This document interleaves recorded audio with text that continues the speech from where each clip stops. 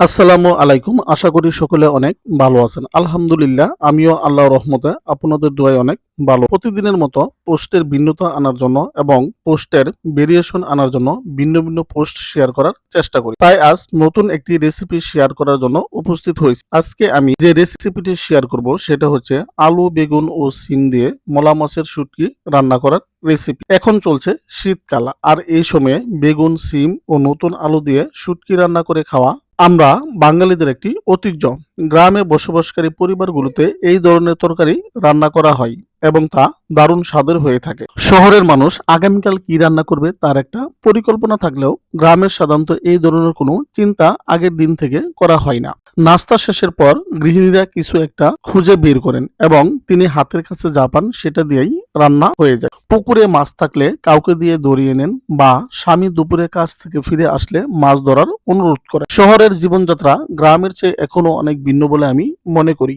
শহরে সবাই নিজের মর্জি মাফিক চললেও গ্রামে এখনো তা হয়ে ওঠে নাই। শহরের মানুষ এখনো যে স্বাধীনতা ভোগ করেন, গ্রামের মানুষের তা নেই। গ্রামের মানুষকে এখনো সামষ্টিক চিন্তা ভাবনার মধ্য দিয়ে জীবনযাপন করতে হয়।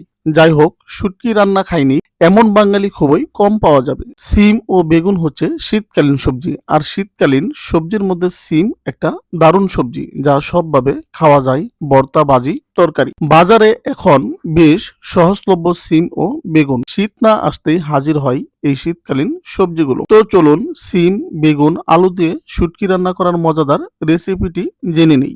আমি নিয়ে নিছি 100 গ্রামের মতো সিম, 200 গ্রামের মতো বেগুন এবং 150 গ্রামের মতো আলু ও মলা মাছের শুটকি। সিমগুলো মাছ বরাবর কেটে 2 টুকরো করে নিয়েছি এবং বেগুন ও আলু এরকম লম্বাভাবে কেটে নিয়েছি। এখানে নিয়ে নিছি কাঁচামরিচ, পেঁয়াজ কুচি এবং জিরা, রসুন, পেঁয়াজ বেটে নিয়েছি। এখন একটি কড়াইয়ে সিম, বেগুন, আলু ধুয়ে নিয়ে নিছি কাঁচামরিচ, পেঁয়াজ কুচি এবং রসুন, পেঁয়াজ, জিরা বাটা। এখন নিয়ে নিব হলুদ গুঁড়া, ধনিয়া গুঁড়া, মরিচ গুঁড়া, স্বাদ মতো লবণ ও পরিমাণ মতো সয়াবিন তেল। এখন হাতের সাহায্যে ভালো করে মাখিয়ে নিব। অবশ্যই একটু সময় নিয়ে ভালো করে মাখিয়ে নিবেন। মাখানো যত ভালো হবে তরকারির স্বাদটা তত ভালো হবে।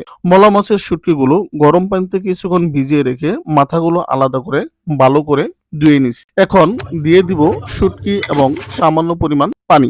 এভাবে সিম, আলু, বেগুন ও মলা মাছের শুটকি দিয়ে রান্না করলে অনেক স্বাদ এবং মজাদার হয়। এটা আমার মায়ের কাছ থেকে শেখা রান্না। তো আপনাদের সাথে কথা বলতে বলতে কিন্তু আজকে রেসিপিটি হয়ে গেছে, অর্থাৎ রান্নাটা হয়ে গেছে। তো আজকে রেসিপিটি আপনাদের কাছে কেমন লাগলো অবশ্যই কিন্তু কমেন্ট করে জানাবেন এবং কে কোথা থেকে ভিডিওটি দেখছেন অবশ্যই কিন্তু কমেন্ট করবেন এবং ভিডিওতে লাইক করতে ভুলবেন না। তো সকলের সুস্থতা কামনা করছি। আসসালামু আলাইকুম ওয়া রাহমাতুল্লাহি ওয়া বারাকাতুহু।